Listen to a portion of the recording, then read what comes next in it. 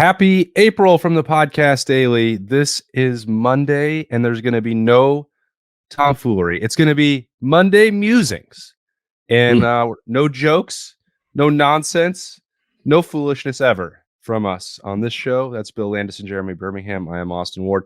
Had a little bit of time to mull over what we saw on Saturday in the Student Appreciation Day scrimmage. So let's dive back into that. Some second thoughts and some guys who stood out that maybe we didn't mention on those snap judgments when we left the Woody on Saturday. Bill, who comes to mind for you? CJ Hicks. I don't think we talked about him at all, did we? Afterward, or maybe very briefly. I thought he had an incredible practice. Like the however many times we went in there to watch a full practice, and CJ Hicks has been on this roster, it was by far the best practice I've seen from him. The most I've seen him stand out. The most I've seen him continuously show up in the backfield and make plays. And a lot of that has to do with blitzing a whole lot, which Ryan Day made mention of, excuse me, after the practice when we talked to him. He said, yeah, CJ likes to blitz a lot, as you can see. And it's like, yeah, we can see, because he was blitzing on basically every play. But there were also a couple, and I that's not, I mean, it's awesome to see him do it, but you have to be able to play linebacker in space a little bit too. And I thought that he showed some of that as well. There was a play, I can't remember if it was a sweep handoff or it's the pass to the flat to Emeka Ibuka, but CJ did a really good job of recognizing the play, triggering downhill. Didn't tackle him because they weren't tackling, but he just tagged Emeka on the hip. And it would have been a loss of 2 or 3 yards. And that to me was actually the play that stood out more than anything that he did blitzing. The blitzing stuff is fun, and I'm excited about what that could open up for him. But you also want to be able to see him make regular linebacker plays, for lack of a better term. And I thought he was pretty good with that too. So I thought that whole position group was impressive. But CJ, I think, stuck out maybe the most of anyone on the defense, at least anyone outside of a couple of defensive linemen who I thought flashed too. It really feels unfair when Jim Knowles is blitzing CJ Hicks and Sonny Styles against anybody when Ohio State's defensive line is in front of that group. That's got to be the part that would terrify anybody in the Big Ten trying to stop. They already had a bunch of talent. Now they're doing crazy schematic things with it that could cause some problems. Yeah, I don't know. Is it do they have blitz practices? Is that just we just show up on a blitz day? Did Jim Knowles woke up in the morning? Is you know what? We're gonna send them through the A gap on every single snap, because it really did feel that way. There were a couple maybe where they didn't do it, but it felt like on every single snap he was sending at least one linebacker, if not both. The times when the 4 linebackers were out there, which you saw, or 3 linebackers, excuse me, were out there, which you saw a handful of times. Seemed like they were always blitzing too. So I don't know if that was Jim Knowles wanting to show off for us, wanting to put Sonny and CJ in positions to shine or what. I just know it was fun to watch, and I hope we see a lot of it in the fall. We've talked so much in the last couple of weeks about the changing athletic profile of the linebackers. And if you have that happening, you better find a way to take advantage of what they do best. And those guys are all very, very athletic. They're going to be difficult to stop when they blitz. And no, I was watching practice, and CJ was the guy I was going to mention. Bill took him because Austin always picks Bill first. Sorry, no jokes. No jokes. But it's alphabetical. Yeah, okay. Yeah, it works. So, we've talked about CJ in the jack position, something maybe where he's more out there just almost in as a pure quarterback hunter. And it feels sometimes in today's football, you can't put a guy out there just for that, because if he's out there, then you know what's coming. But I always go back to Andy Katzenmoyer in 1996 as a true freshman for Ohio State when he had 12 sacks. His job was to play the middle and blitz. And most of the time, blitzing was all he did. And it turned out pretty effective because he was really, really good at it. And CJ is obviously very good at it as well. And if you can put him out there with somebody like Cody Simon, who has the ability to maybe play more of the safety role of linebacker, hey, I'm going to step back and be the guy that gets into the mix. And while CJ goes and does athletic things, then he's got a potential to be really good in that spot. He looked like Micah Parsons, man. Oof, that's high praise. You did get to go first on bold predictions on Friday, by the way. So that was just one episode of the Daily ago. No, that's true. Okay, I can't forget about that. Sorry. So I withdraw my. I do start with Bill 95% of the time, but that's foolishness. We can't have any of that. I Bill, how many times did I say the name Jaden Bonsu in any of our defensive previews, safety position preview? I think it might have been Zero. Yeah, Yeah, zero. I don't recall it happening. He was with the first team on Saturday, and part of that, or a large part of that, the explanation would be that Lathan Ransom was still working back. He's been doing some individual stuff, but was not participating in team drills for Ohio State on Saturday. And Malik Hartford has been out as well, recovering from what I believe was a shoulder surgery in the offseason. So those two guys would have certainly been in that pecking order ahead of Bonsu, but Bonsu was out there working with the ones, and he didn't look out of place. Can take that with however many grains of salt you want, because, as Bill mentioned, it wasn't full contact. It was tagging down, and there were a lot of things we saw that maybe didn't put him to a true test. And also, when you're blitzing and getting to the quarterback immediately in front of him, like, there weren't a ton of opportunities for him to make plays. But we saw him running around in the secondary, and he seemed to be moving confidently. And you can see the physical development and growth from year 1 to year 2. That's noticeable, just the way he carried himself out there on the field. So I think that's a good sign. We talked about the depth that everywhere seems to exist on the defense for Ohio State, and we sort of, I think, glossed over maybe that at safety, because that was a spot which was like, well, it's Caleb Downs and Lathan Ransom, and that allowed Sonny Styles to move. And then beyond that, it's Malik Hartford, and what? Well, it's Jaden Bonsu. That's one of those guys who can step in and play for Ohio State if need be.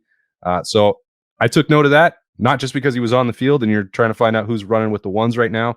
I mean, he's not going to be a starter in August or September, but he's had an opportunity, and he seems to be making the most of them in March and now carrying over into April. Yeah, you just want to know. It's like you said, it's not maybe as important for this year, certainly, but you want to know that there's depth there that the staff is like starting to believe in a little bit, right? Because it's going to turn over a little bit after this season. You're going to lose Lathan Ransom. You're probably going to lose Jordan Hancock. You have another year of Caleb Downs, and he's a guy you can kind of move anywhere. He can play all three of the safety positions, and that allows you some flexibility. But aside from Malik Hartford, I don't know that there's anybody prior to spring that you would have said like, oh yeah, like this guy's definitely like kind of waiting in the wings to be a starting safety here. And maybe it's too soon to say that about Jaden Bonsu, but I certainly took notice of the fact that when there was an opening, when they needed someone to put there, that's the guy that they put there.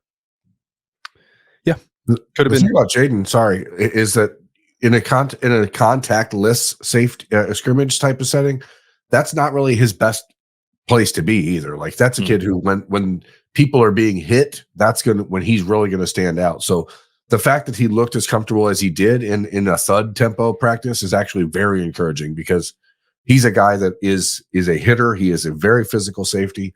I had heard about a week ago from McInerney talking after practice last week, like they thought that the light was coming on for him.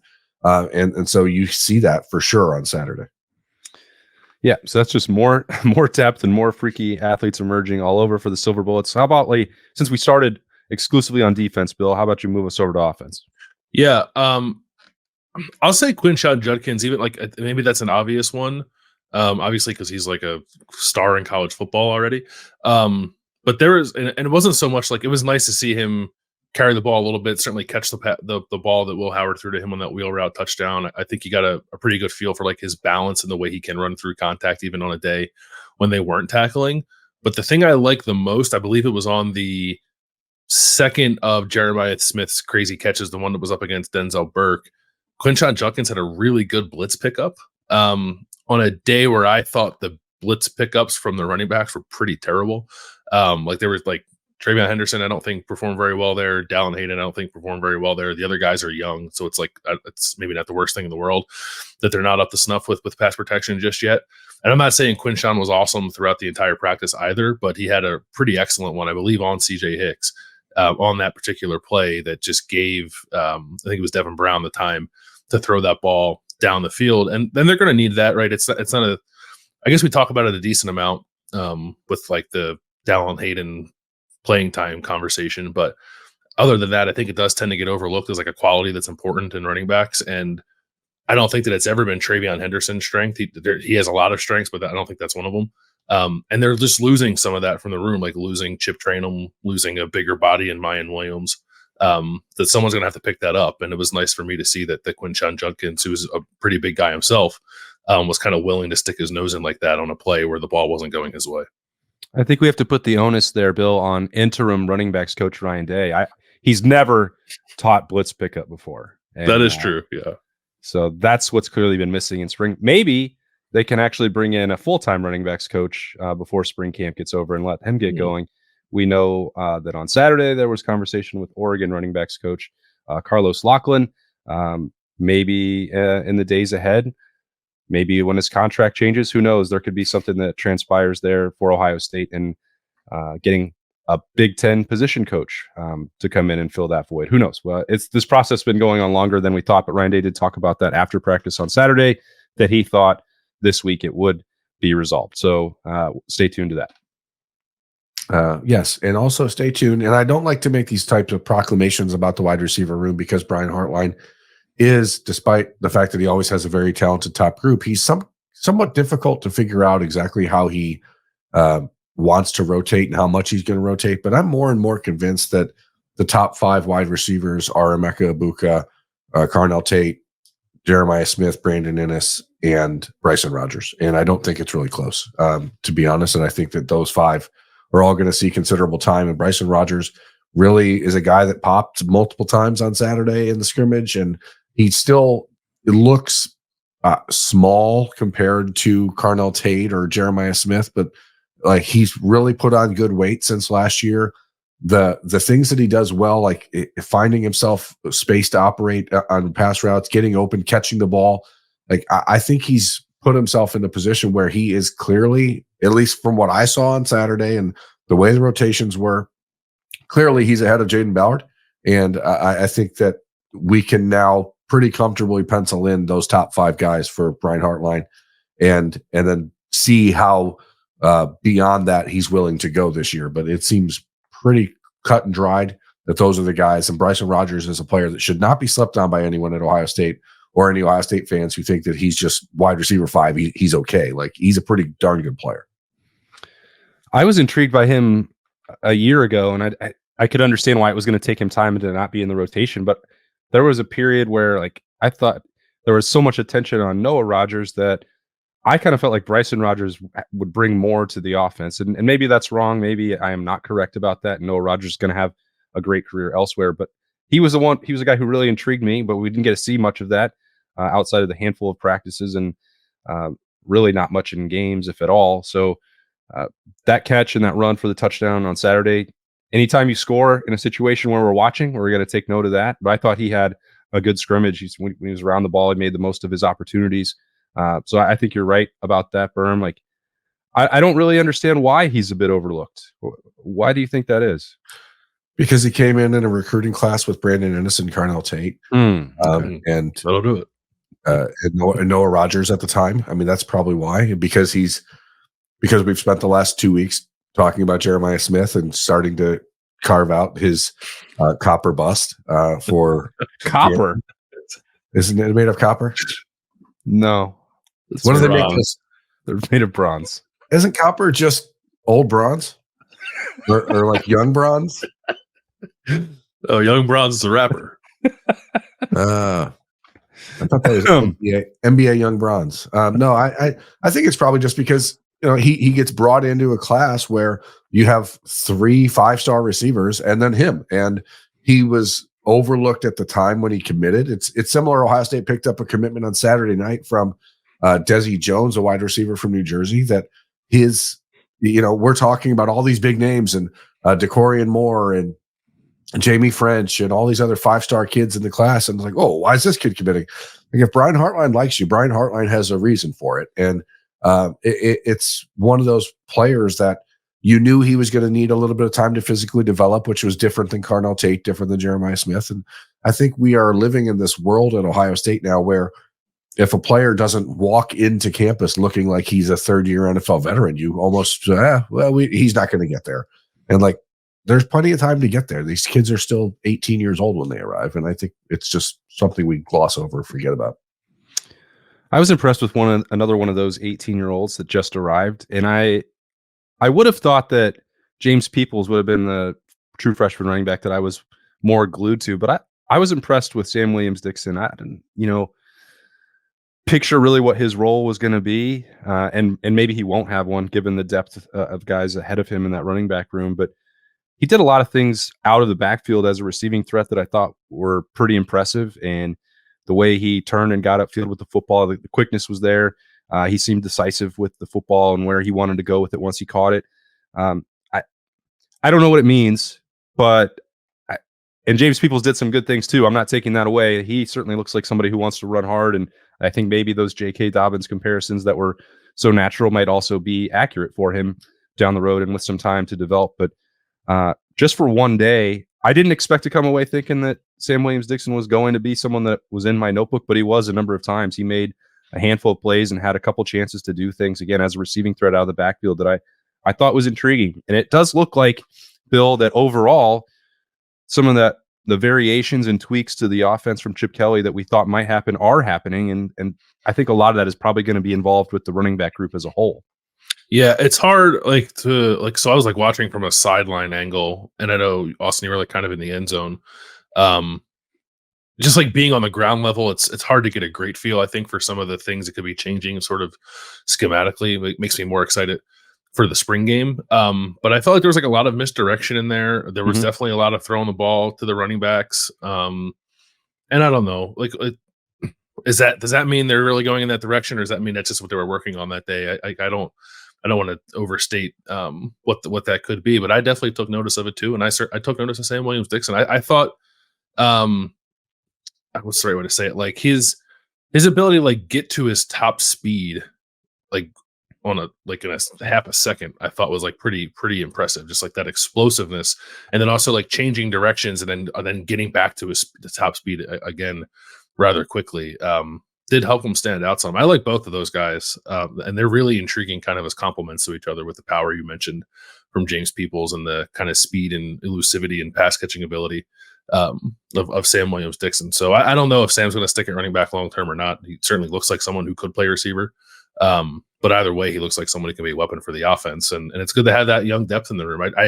I tried to ask Ryan Day specifically about James Peoples, because I found him to be particularly impressive on Saturday, but then Ryan Day kind of took it further and just talked about the room as a whole, which is like, Travion and Quinshon are awesome, but Dallin Hayden's really good, and James Peoples and Sam Williams-Dixon look like they have the goods to be pretty important players here one day. So it's about as good, I think, top to bottom, as this running back room has been in my time covering the team. It's not surprising Ryan Day is sitting there lauding the running backs room. He's been working in that room a long time. It's his position group. He's in his position group, and he's going to go to bat for him. Yeah. Well, he would have said over the last 2 weeks, they've really taken a step forward.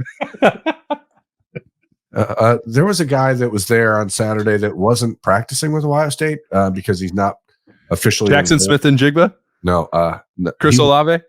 They looked good, but no, it's Demarion Witten who was there, and he's obviously a part of the 2024 recruiting class. He's not officially on the team yet. He signed in December and is finishing up his senior year of high school at Glenville. But he is a player that I was really worried about, like how he was going to hold weight. And he looks very comfortably at like 215, almost 220 now. And that is really good news for Keenan Bailey. If that can happen athletically, Demarion Witten is higher ceiling than anybody else in the tight end room currently. I'm not sure that he's going to be a tight end forever, as we talked about, but that's just something that caught my eye. I was like, for a kid who was just playing basketball is a notoriously difficult sport to play, to maintain, or to add weight.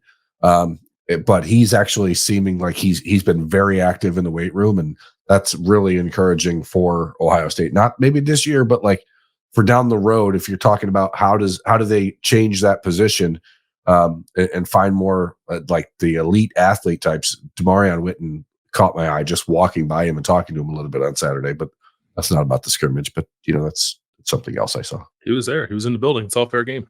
I mean, you were musing on it, so we're going to talk about it. Bill, is there anybody else that you feel like needs to be mentioned? No, the other guy that I wanted to mention was Bryson Rodgers, and Berm did that. The way he split those defenders on that touchdown and just like kind of like took off and got to the end zone, I was like, I didn't know you had that long speed. I was unfamiliar with your game, but that was pretty damn impressive. So I didn't consider him really like as someone who might push for playing time this fall, but I'm definitely doing it now. All right, no offensive line talk, no tight ends.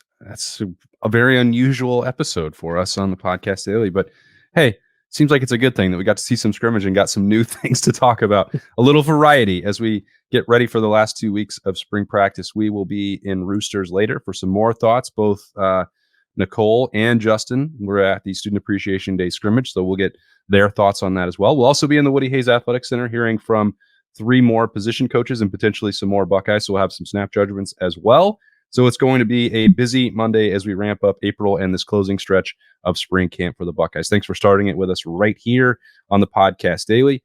That is Bill Landis, Jeremy Birmingham. I am Austin Ward. We'll see you later.